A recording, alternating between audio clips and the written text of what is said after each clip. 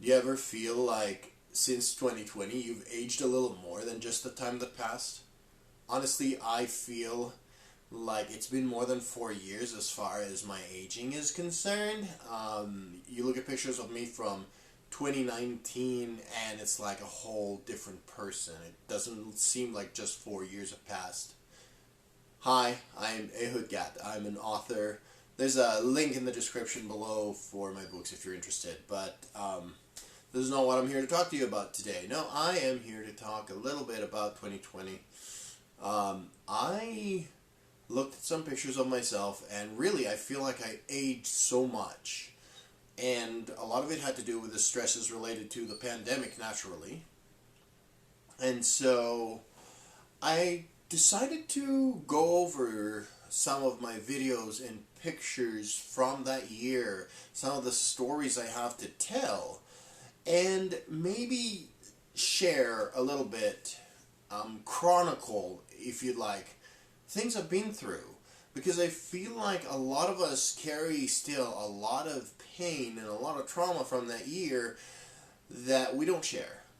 And because we don't share, it weighs on us, it burdens us. So here's me starting with it. There's going to be a bunch of videos to come, but this is the first, this is the introduction, and naturally, because this is the introduction, I'm going to go to the beginning. The beginning would be March 13th, 2020. Friday the 13th. Yeah, if you remember, March 13th was a Friday. I remember because it was a Friday. And because that was the day that, for me, the pandemic became real. COVID has already been around. COVID spread beyond China at that point. There were significant outbreaks in Milano, in Italy, in New York City.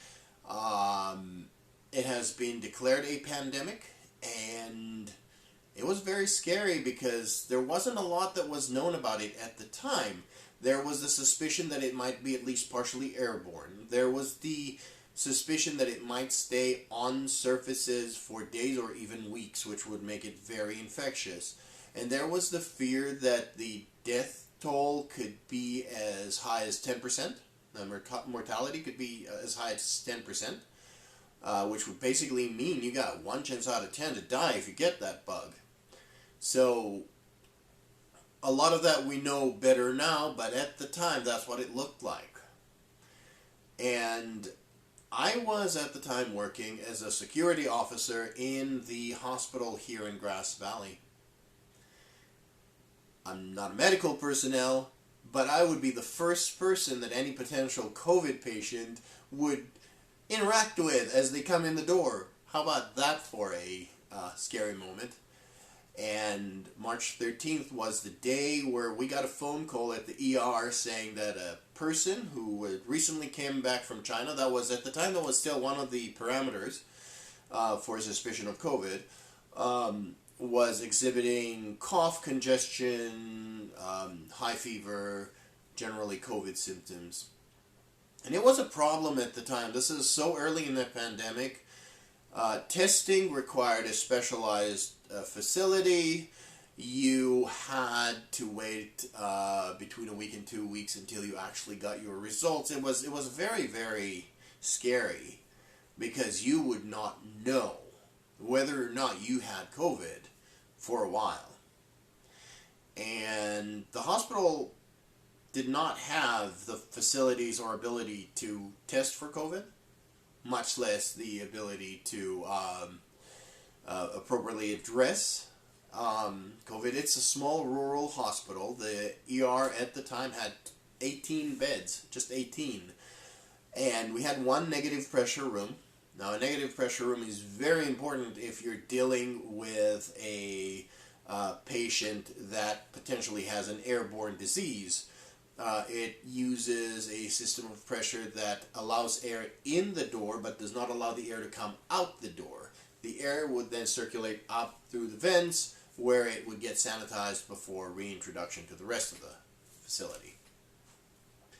And as we were preparing for a potential COVID patient to arrive, we discovered that we had about 2 days worth of one patient equipment, like protective equipment, personal protective equipment, N95 masks, and PAPR suits, the space suits. Things that would be required with a disease that's potentially very deadly and potentially airborne. Now, I know that doesn't sound like a lot, but pre-COVID, that sounded like just fine, because the hospital is part of a larger network of hospitals. We are literally an hour drive from Sacramento, California, where there's 2 hospitals that have much greater supplies, and if we need to, we can, contact them and they'll send some up. We were prepared for a patient with potential tuberculosis or meningitis to come in. But now suddenly dealing with this unknown or fairly unknown disease potentially coming in when we don't know how we're going to even get that patient from the ER door into that negative pressure room. There was a lot of questions. There was a lot of running around. And suddenly all those theoretical discussions didn't seem so theoretical. Nurses were concerned, and trust me, you do not want to see an ER nurse concerned. ER nurses normally have nerves of steel. They have to. They experience pretty much hardens them in some ways, makes them a little dead to stresses. It might not come across very nicely when you're a patient, but you have to remember you're dealing with people who regularly deal with very gnarly injuries, with people with very gnarly diseases, and with death. So they have to protect their own sanity by doing that. So if you see an ER nurse concerned, much less a whole bunch of ER nurses concerned, which was what we had that day, that's not a good sign. They told me, as a security officer standing in the door, that this patient will come, he will honk his horn, and then I'm supposed to guide him to where he's supposed to park while they figure out what to do. See, as this patient is potentially coming in, they're still trying to figure out what to do. And this was not a good situation to be in. You don't want to have to start thinking about what you're doing when the emergency is already on its way. Eventually, that patient chose not to come. His symptoms were not significant enough, and because we could not really diagnose COVID at the time, there was no real point for him to come. He stayed at home. I have no idea what happened with him. I know that our first COVID death in this county happened long after that, about a month after that, so probably not that person.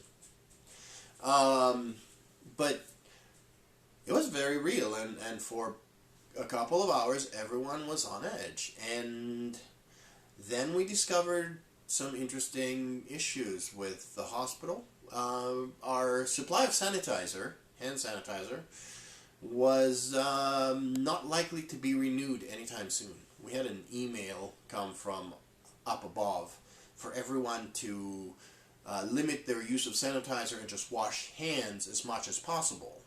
But this is a hospital. In theory, every time you go through a door, every time you touch a handle, you sanitize. That's why in hospitals you'll see sanitizer dispensers next to every single door. So while we have this potentially very infectious disease circling around and coming closer and closer to our little rural hospital, they're telling us to limit use of sanitizer. That was not very encouraging. I spoke with the ER director that day, Dr. Joe Britton.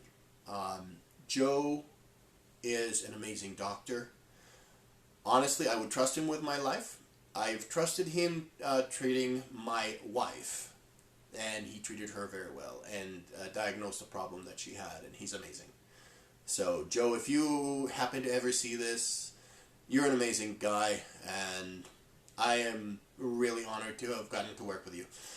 Anyways, I spoke with him when, there was a moment of less pressure around, and I asked him what he thought about this new bug. Was it really as bad as they were saying? Because I didn't know, and I wanted to know. I was scared. I think a lot of people were scared, and that was fair to be scared. And he said, in a very, very Joe Britton way, he said that there's no need to panic. There's a lot that we still need to learn, and we're not sure what this bug is going to be like.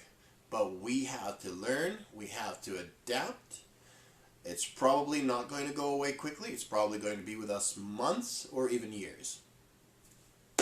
Well, that's what I took from him. Don't panic, but be ready for a long time. 3 o'clock in the afternoon, end of my shift, I drove home. We lived with my parents-in-law at the time, both of them elderly, both of them with a significant number of underlying health conditions that would make them very, very vulnerable to significant COVID infections. And even though I have not been even theoretically exposed that day, I felt like I needed to be smarter about what it was I was bringing inside the house. So I undressed in the driveway, down to my skivvies. One of our neighbors happened to see it and later called my father-in-law about it to complain. But it's like, I came directly from the hospital. My uniform could potentially be carrying any number of bugs. I left my uniform on my car in the sunshine because UV light is very deadly to viruses. I went directly upstairs, took a very hot, long, soapy shower. I came down at about 4 o'clock in the afternoon. My wife gets a call. She was a bus driver at the time, a school bus driver. They told her that all schools in the county are going to be closed from Monday onwards to for about 2 weeks. Now, we depended on her income and my income at the time to make ends meet. And suddenly, she was told that she's not going to be going to work anytime soon. That was very scary. Very, very scary. Suddenly, like, oh, we're just a single income household. And that one single income is working in a hospital where he may get exposed and sick, and God knows what's going to happen. My father-in-law was watching Fox News on TV where Mr. President was on, telling us to prepare for 2 weeks of disruptions. Just 2 weeks. It's going to be 2 weeks and then the Chinese bug will be gone. America will be better. And my father-in-law, I love the man, but he was repeating that like a mantra. It's only going to be 2 weeks. And I said, you know, it's probably not going to be just 2 weeks. It's going to be a little more. He said, I'm just being panicky. I told him I'm not being panicky, but I did speak with Dr. Joe Britton, and Joe said he thinks it's going to be months or even weeks, or even years, sorry. And, well, for some reason, a medical doctor, a very skilled, trained, and experienced professional, knew more about this than the president. Who would have thunk? Yeah. We know now in retrospect who was right. But anyways, that was, it caused a little bit of tension there. We got a call that my daughter, Amelia, who was 3.5 years old at the time, her daycare would be not open. So, yet another disruption. It's like the stresses were adding up. And I decided I needed a break. So I went upstairs and got on my computer. At the time, I ran a Facebook page called Security Officer Memes, and it's just what it sounds like. It's memes dedicated to the propagation of security officer humor and experience and wisdom. And I'm proud to say that I've had some good memes there. And unfortunately, first thing I saw was a message from a person in Great Britain, who works as a security officer at a British A&E, which, as I understand, is kind of like an ER. And he says that he got exposed that day, that a patient who's most likely a COVID patient came in and was coughing all around him. And he was freaked out. He was terrified. He doesn't know any more about this disease than I do. He wanted to know what EG could say, what EG can help with. Because that's how I would sign those memes, EG, you know. And for some reason, you know, where, you know, just good old Ehud wouldn't know any more than any other security officer around, right? But for some reason, some person that has 2,000 something people following his meme page is supposed to know better because he's EG. It's like having a secret identity. Well, I told him what I knew. I told him that as far as I knew, you know, COVID is here to stay, but there's no need to panic. I told him that I've been hearing that most of the people that have bad cases are very old or have underlying health conditions. And I told him to just hold on and have hope, because what else could I say? I didn't know any better. And I had another message. This guy somewhere near Charleston, South Carolina. He worked at an establishment that just got closed because of COVID. Now, they're not going to be serving any customers anytime soon. And they didn't need their security, therefore. So, out of the blue, he was put on an indefinite layoff. And he is the sole provider for himself and his sister. And he does not know what to do, how to provide. He's not sure he'd be able to afford food. And he wanted me to see if I could help with anything. If I could just, like, what can I do, right? But I'm supposed to be EG. I'm supposed to be like more than just an average person. And I put up a message up on the meme page. I figured maybe there's someone around. Maybe there's someone close to Charleston that could offer him a job or assist him. And one of the most amazing things that I've ever seen, started getting messages, comments on that thread. People are like, hey, yeah, I can help. Hey, I'm just like an hour from Charleston. Yeah, you need me to bring you some food? Hey, my workplace is hiring. It's going to be a bit of a commute for you. And people from Australia and Canada, all over the U.S., Britain, were like, hey, I can help. If you guys need assistance, if someone out there needs assistance, I can help. I started a list.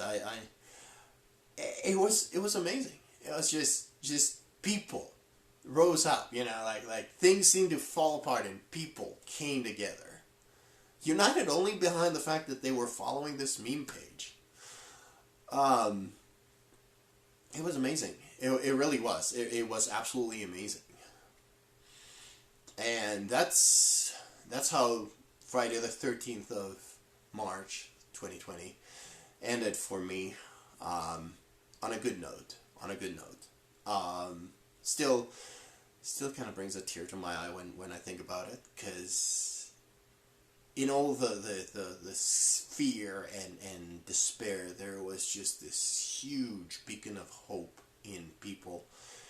I'm going to finish this here, but I will start putting on videos. Some videos that I recorded at the time, some videos of me today reacting to those videos at the time, and we'll see where we go. And if things are hard for you, if 2020 left its trauma, if for any other reason you need to talk to someone, I'm just a person, but I'm willing to listen. Feel free to comment, feel free to talk to me, and I'll listen. I'll help where I can. Until then, be strong. Things will get better.